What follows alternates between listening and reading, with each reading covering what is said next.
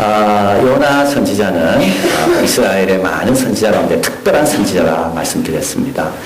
선지자들은 하나님 부르심 받았을 때 물론 갈등하고 고민한 시간은 있었지만 결국은 다 순종했습니다. 그런데 정반대로 니느웨로 가라 그랬는데 정반대 방향 다시스로 향하여 갔던 유일한 선지자, 불순종한 선지자가 요나입니다. 또 요나의 특별한 점은 요나는 이방 땅에 가서 전한, 어떻게 보면 오늘날로 표현하자면 선교사, 구약에 나와 있는 유일한 선교사. 에스겔과 다니엘도 이방 땅으로 갔죠. 그러나 그들은 포로로 끌려갔습니다. 거기에서 이제 하나님 말씀을 유다 백성, 포로들에게 전했다면, 또는 그 왕에게 전했다면, 요나는 이방 땅에 말씀을 전하기 위해서 니느웨로 가서 말씀을 전한, 문화권을 벗어나고 언어권을 벗어나고 단 이유 하나, 하나님의 뜻을 전하기 위해서 벗어난, 그래서 요나는 구약의 유일한 선교사다. 요나의 또 한 가지 더 특징을 든다면 고래 뱃속, 그러니까 큰 물고기 뱃속에서 3일 동안 지냈던 선지자, 이런 선지자는 요나밖에 없습니다. 많은 사람들은 이 물고기가 어떤 물고기인가 연구합니다. 그러나 그건 중요하지 않습니다. 그게 가능한가 불가능한가 그게 하나도 중요하지 않아요. 왜요? 하나님은 얼마든지 만드실 수 있는 겁니다. 하늘의 별과 달을 다 만드신 분이 물고기 한 마리 요나에 맞게끔 못 만드시겠습니까? 이거는 전혀 중요하지 않습니다. 천지 창조의 하나님을 믿는다면 이거는 당연히, 어떤 학자는 말합니다. 많은 사람들이 잉크를 낭비하고 있다고요. 이 물고기가 뭔가? 이게 가능한가? 이 물고기가 발견될 수 있는가? 아무 쓸데없는 일입니다. 하나님께는 그건 전혀 아무것도 아닙니다. 자, 오늘은 요나 이야기 가운데 제일 유명한 구절입니다. 제일 유명한 내용이죠. 이제 큰 물고기 속에서 요나가 이제 하나님을 찬양하고 고백했던 내용이 나와 있습니다.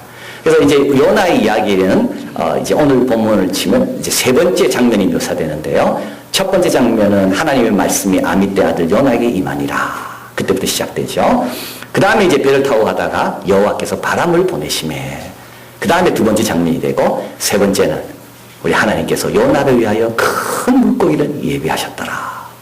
그래서 요나의 장면마다 그 이야기의 시발, 주도권은 우리 하나님이 지고 계신다.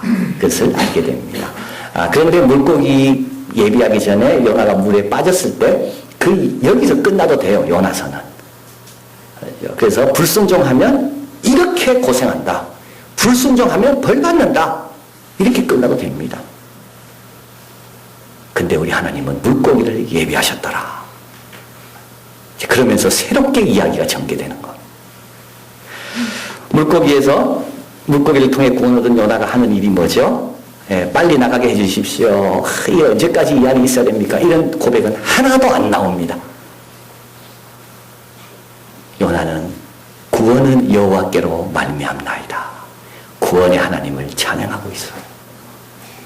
자, 그래서 오늘 이 기사를 통하여 우리 요나가 받은 구원, 우리 하나님의 구원은 어떤 것인가 좀 살펴보겠습니다. 첫째, 우리 하나님의 구원은 특별한 조치를 통한 구원입니다. 1장 17절 같이 읽어봅니다. 여호와께서 이미 큰 물고기를 예비하사 요나를 삼키게 하셨으므로 요나가 3일 3야 물고기 배에 있으니라. 물에 던져졌을 때 요나는 끝이라고 생각했을 겁니다. 왜냐하면 이런 물고기는 없거든요. 오히려 자기를 삼키는 물고기가 아니라 자기를 먹는 물고기는 있지만 자기를 삼킬 수 있는 물고기는 없거든요. 근데 우리 하나님은 요나를 위하여 특별한 물고기를 고안하신 겁니다. 여기서 두 가지를 알 수 있습니다. 하나는 하나님이 우리를 위해 제시할 수 있는 것들은 수도 없이 많다는 거예요. 우리 생각이 다가 아닙니다.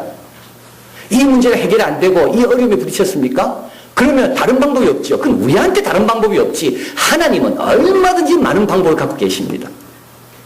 하나님을 향해 열어놔야 돼요. 닫혀있지만 안 되는 거죠. 또 한 가지는 뭐죠? 이 물고기는 요나에게 딱 맞는 물고기입니다. 이 삼일삼야라는 말은 온전한 삼위를 가리키는 겁니다. 우리 하나님은 우리에게 뭔가를 주실 때 나에게 딱 맞는 걸 주십니다. 우리 하나님은 이것이 우리한테 맞는데도 불구하고 그게 아까워서 안 주시는 그런 분이 아닙니다. 우리를 구원하기 위해는 우리에게 누가 필요합니까? 아들이 필요하죠. 그래서 하나님은 아들도 아낌없이 주시는 분입니다. 하나님이 우리에게 고난을 주셨습니까? 그게 내한테 딱 맞기 때문에 그래요. 내한테 연단을 주십니까? 그게 내한테 딱 맞기 때문에 그래요.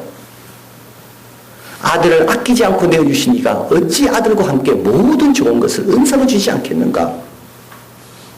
요나에게는 큰 물고기가 딱 맞는 겁니다. 근데 그 물고기는 요나 생각 밖에 있는 하나님의 방법입니다. 시편 137편 한번 읽어봅니다. 17절 같이 읽습니다. 하나님이여 주의 생각이 내게 어찌 그리 보배로우신지요 그 수가 어찌 그리 많은지요. 두 가지죠. 하나님의 생각은 보배롭습니다. 내한테 다 맞습니다. 그리고 하나님의 생각은 수가 너무나도 많습니다.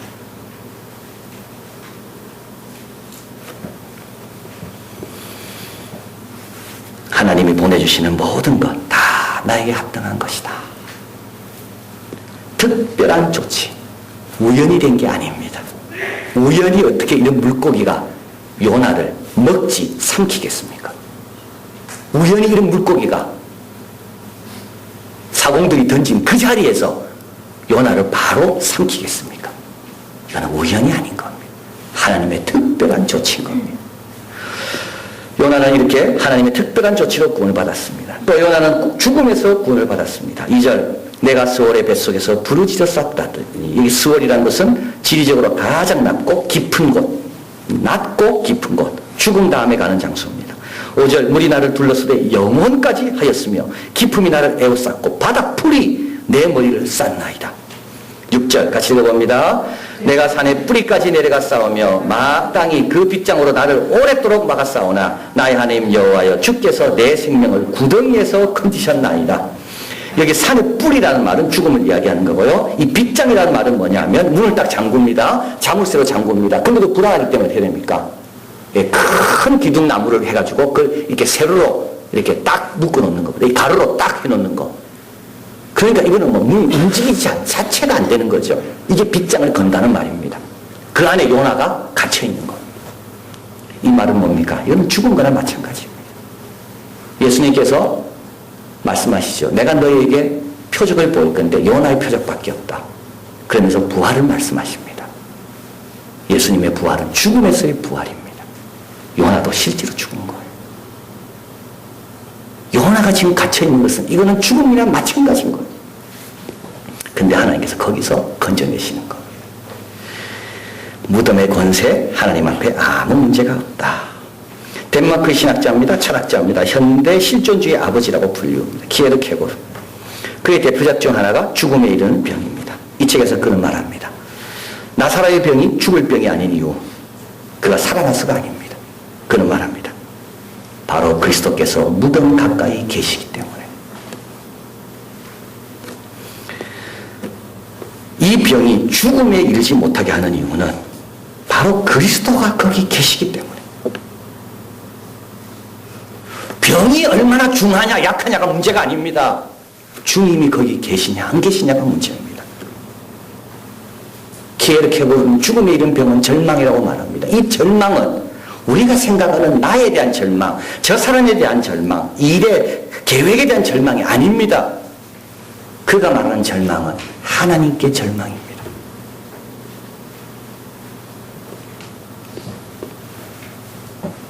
예수님이 오신 이유가 있는데 그걸 진지하게 생각해 보지 않는 겁니다. 그런 말합니다. 인간이 하나님을 인간되게 할 수는 있지만 하나님 스스로 하나님 자신을 인간되게 하는 그런 종교는 없다는 거예요. 하나님 스스로 하나님을 인간되게 하는 그런 종교는 없다는 거예요. 근데 많은 사람들이 왜 하나님이 인간이 됐을까? 진지하게 생각하지 않는다는 거예요. 그분이 왜 여기 거하시는가? 진지하게 생각하지 않는다는 거예요. 그래서 그분이 계심에도 불구하고 뭐 한다고요? 절망한다는 거예요. 이거는 죽음을 이기지 못한대요. 이거는 서서히 죽어가는 병에 걸린 거예요. 그는 말합니다. 적어놨습니다. 하나님 앞에서 하나님의 관념을 갖고 있으면서 절망하는 것. 하나님의 관념을 갖고 있으면서도, 하나님 앞에 있으면서도 절망하는 것. 이게 뭐라고요? 죄라는 거예요. 죄의 반대는 따라서 그는 말하기를 덕이 아니라고 말합니다. 죄의 반대는 믿음이라. 다 죽었습니다. 그럼에도 불구하고 하나님 여기 계십니다. 절망하지 않습니다. 로마서 4장 19절 22절 믿음의 조상 아브라함이 이것을 보여줍니다. 같이 한번 읽어봅니다. 그가 백선하되어 자기 몸에 죽은 것 같음과 사라의 태에 죽은 것 같음을 알고도 믿음이 약하여지지 아니하고 믿음이 없어 하나님의 약속을 의심치 않고 믿음에 견고하여져서 하나님께 영광을 돌리며 약속하신 그것을 또한 능히 이루실지를 확신하였으니 그러므로 이것을 저에게 의로 여기셨느니라. 잘 한번 보십시오. 아브라함 다 알았습니다. 뭘 알았어요? 나는 죽은 자와 같다는 거를. 자기 아내의 태는 죽은 것과 같다는 걸 아브라함 다 알았습니다. 근데 절망하지 않습니다. 믿음이 없어 하나님의 약속을 의심치 않고 믿음에 견고해져서 하나님께 영광을 돌리며. 아브라함이 몰라서 그런 게 아닙니다. 아브라함은 적어도 본인에게는 절망했지만, 아내에게는 절망했지만 하나님에게는 절망하지 않았다는 거예요. 하나님이 영광 받으십니다. 하나님 그걸 의로 여기시는 겁니다. 하나님이 그 믿음을 보고 싶어하는 거예요. 요나가 우리에게 가르쳐주는 게 뭐죠? 네 자신에 대해서는 절망해도 되고 이웃에 대해서는 절망해도 되지만 하나님에 대해서는 절망하지 마라.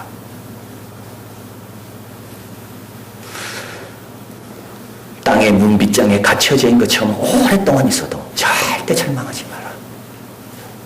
산의 뿌리까지 내려간 그런 암담한 현실 가운데 있다 할지라도 절망하지 마라. 그건 죄다.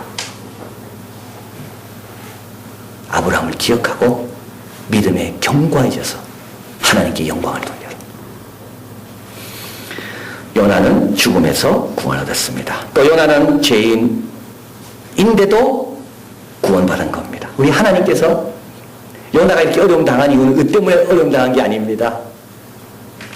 요나는 이런 스펄전 목사님의 표현에 의하면 요나는 예쁜 모습 구석이 하나도 없는 사람이 요나입니다.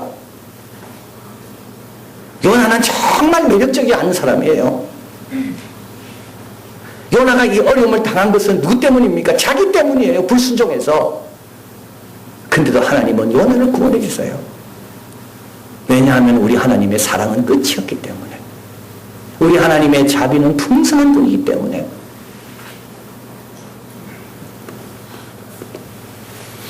이런 죄인을 위하여 하나님은 큰 물고기를 특별하게 만드셔서 보내시고, 하나님은 물고기에 말씀하시고, 이때 요나가 한 일은 뭐가 있을까요? 2절 같이 한번 읽어봅니다. 가로되 내가 받는 고난을 인하여 여호와께 불러 아뢰었다이니 주께서 내게 대답하셨고 내가 스올의 뱃속에서 부르짖어 싸웠다니 주께서 나의 음성을 들으셨나이다.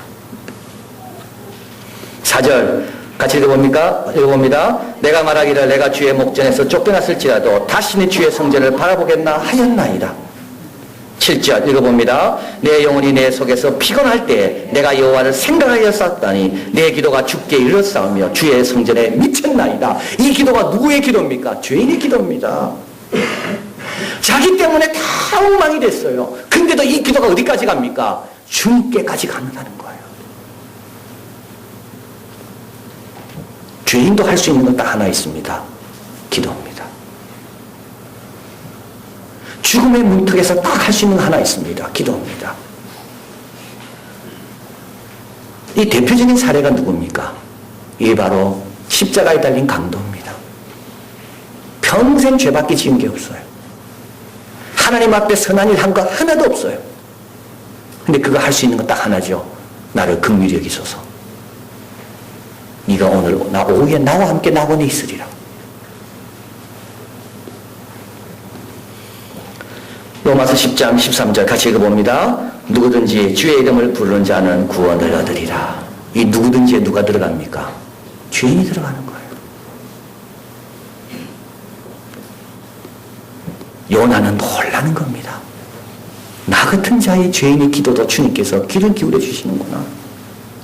나 같은 자의 기도에 응답하시고 내 기도가 주님 계신 그 거룩한 성전까지 미치는구나.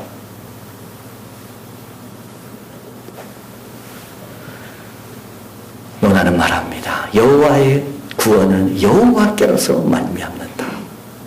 나도 아니고 환경도 아니고 구원은 여호와께로서 말미암는다.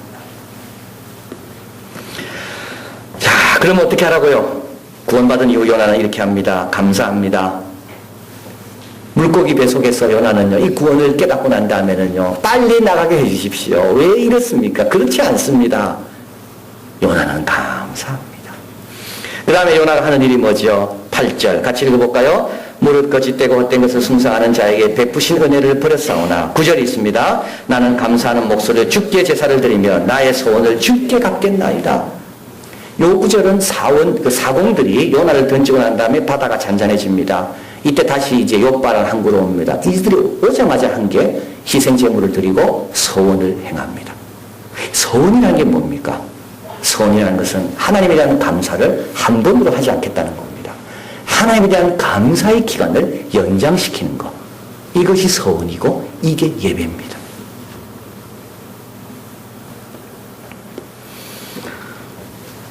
영국 기독교인들이 아주 자랑합니다. 미국 개신교든 로마 캐톨릭교도든 이 사람의 글은 참 좋아합니다. 그리고 오늘날 많은 과학자들, 많은 철학자들, 많은 사상가들, 많은 지성인들이 기독교로 돌아오게 되는데 결정적인 계기를 하고 이 책을 다 좋아하고 인용하는 저자가 있습니다. C.S. 루이스입니다.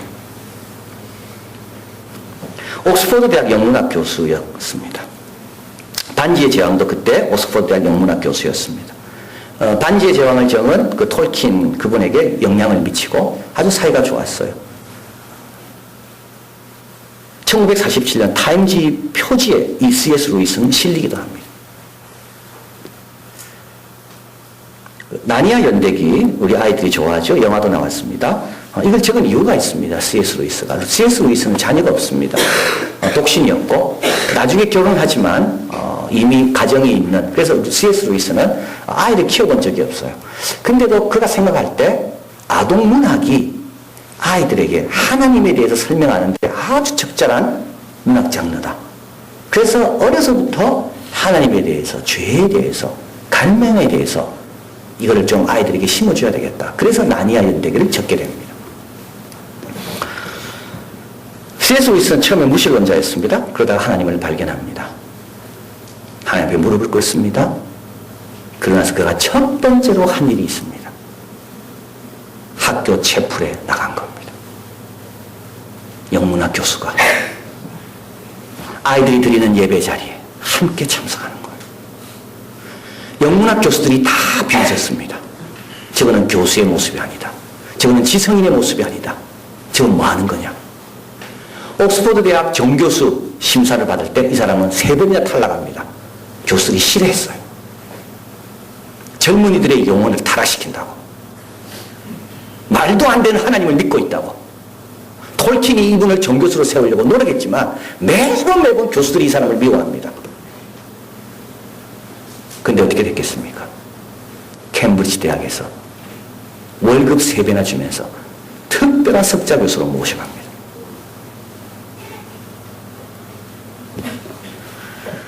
그가 적은 책은 지금도 신앙을 가져야 될지 말아야 될지 고민하는 많은 지성인들에게 도전을 줍니다.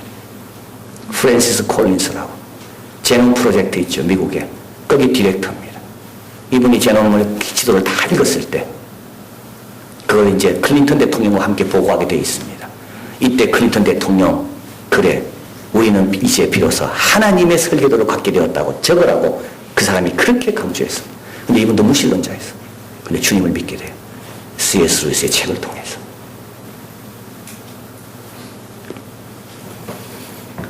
여러분, 신앙에 대한 공적 표현이 있어야 됩니다. 내가 신앙인이라는 것을 많은 사람들이 어떻게 보든지 상관하지 않고 예배의 자리로 서원했던 그대로 꾸준하게 실천해야 되는 거예요. C.S. 루이스는 학기 중에는 학교 채플에 나갔고 학기가 끝나고 자기 집에 돌아와서는 자기 동네 홀리 트리니티 처치에 꾸준하게 예배를 했어요.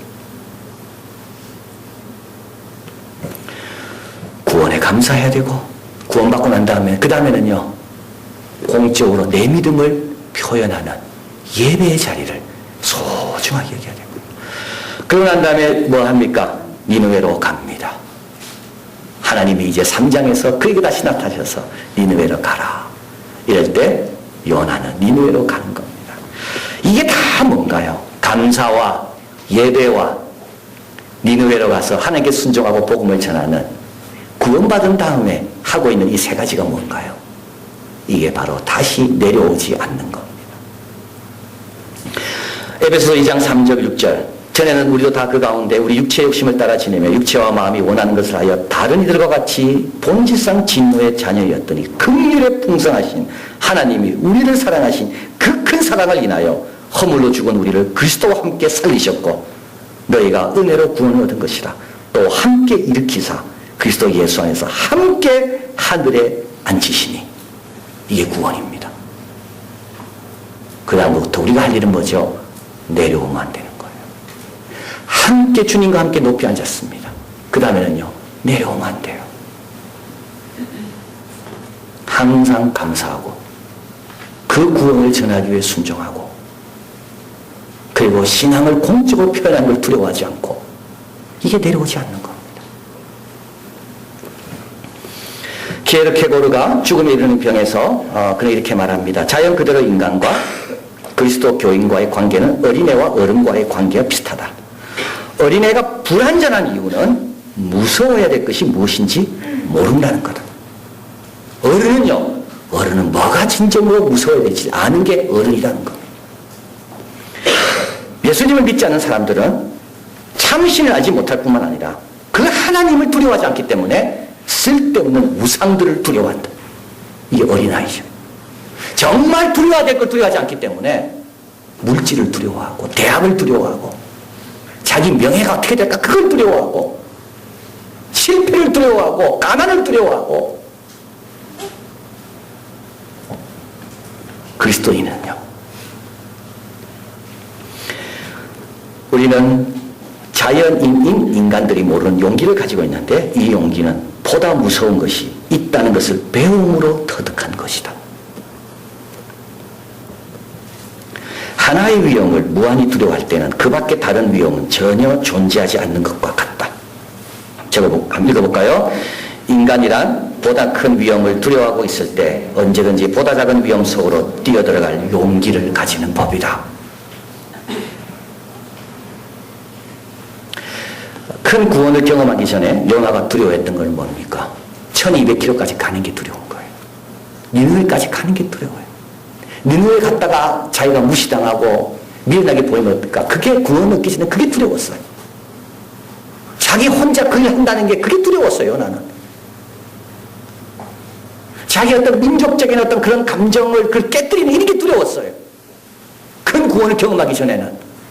그러나 큰 구원을 경험하고 나니까 뭐가 두렵습니까? 이 은혜의 자리에서 내려가는 게 두려운 거예요.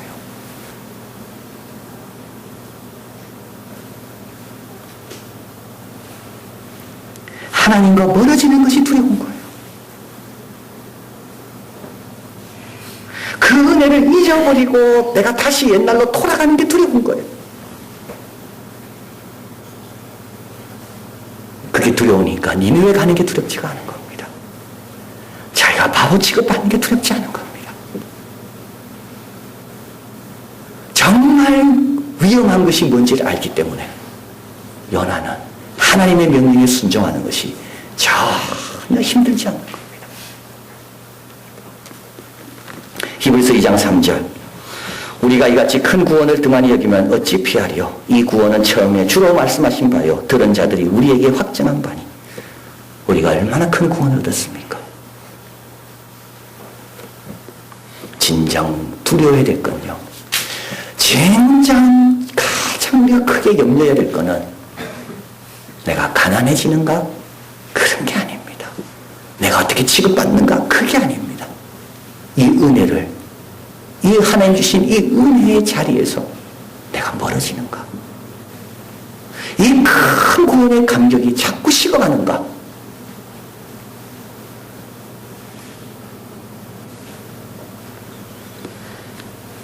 그 위험만 알고 있다면 전도하는 게 전혀 힘들지 않을 거예요. 순종하는 게 전혀 힘들지 않을 거예요. 많은 사람이 어떻게 보든 예배의 자리로 내 신앙을 공적으로 표현하는 게 전혀 무섭지 않을 겁니다. 오늘 말씀을 기억하시고 하나님의 은혜의 자리에 늘 머물기 위해 어떤 대가도 지불해서 하나님의 영광 드러내고 우리에게 맡긴 사명 잘 감당하는 우리 모두가 되기를 바랍니다.